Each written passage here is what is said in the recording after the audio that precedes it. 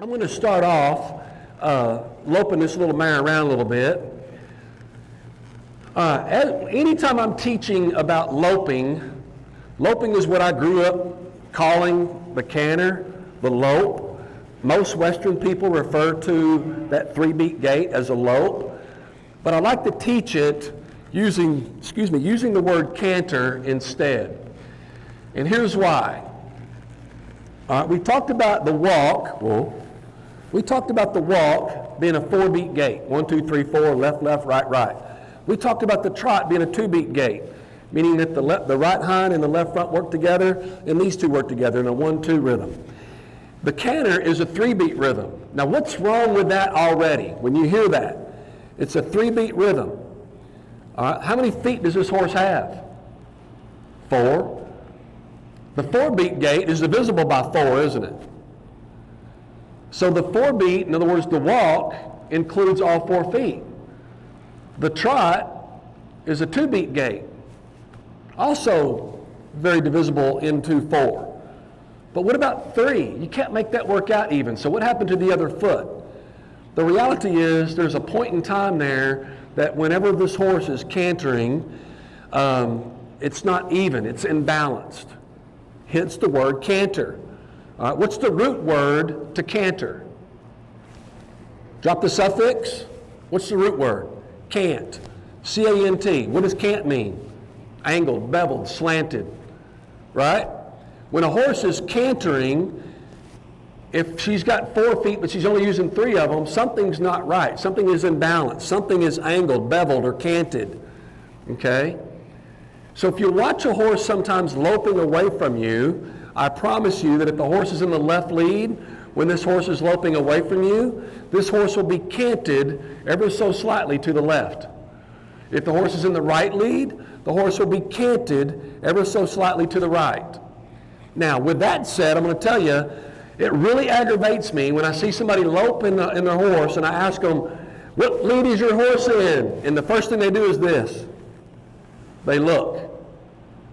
And I'm thinking, can't you feel that your horse is canted? Okay? And I can tell you how you can feel it. I want everybody to stand up for me real quick, please. Everybody stand up.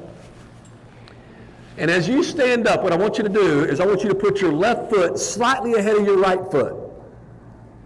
Okay? And I'm going to ask you a really simple question. What lead are you in? You're in the left lead. Why? Because your left foot is ahead of your right foot. If your left foot is ahead of your right foot, I promise you that your left hip is slightly ahead. All right? Now switch leads. Now which lead are you in? Right lead. How do you know that? Because your right foot is ahead of your left foot. In other words, you're canted. Now I want you guys to watch this. If I'm going to set my horse up to be successful at picking up the left lead, remember we talked a little bit yesterday about the path of least resistance? This is why it really bothers me when I see some people look over the left shoulder if they're going to pick up the left lead. Listen to the word, pick up the left lead. And they look over the left shoulder. If we're going to look over the left shoulder, how can the horse pick up the left lead if we're adding more pressure to the one part of their body we want them to pick up? The path of least resistance, if I wanted to make it easy for my horse, would be for me to sit on my right hip. When I sit on the right hip, what it does, it opens up the left side of the front part of my saddle. The other thing when I do that, if I point my left toe, I've opened up the door for her to go this direction. Now if I take my right leg and I go ahead and cant my hip and I move my right leg back, the horse just moved her hip over. In other words, she canted herself. Now let's go back to Horsemanship 101. Forward motion, control of forward motion, and lastly the stopping of forward motion.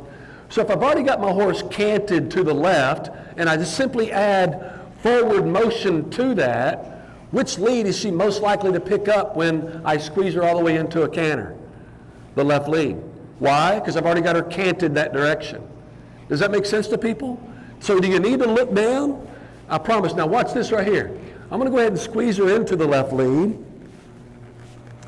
I'm going to look to the left, put my left foot forward, right foot back, and I ask her to go in the left lead.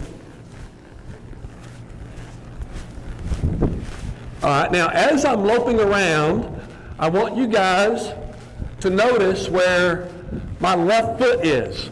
And I'll kiss your big toe if my left foot is not up there close to the front cinch.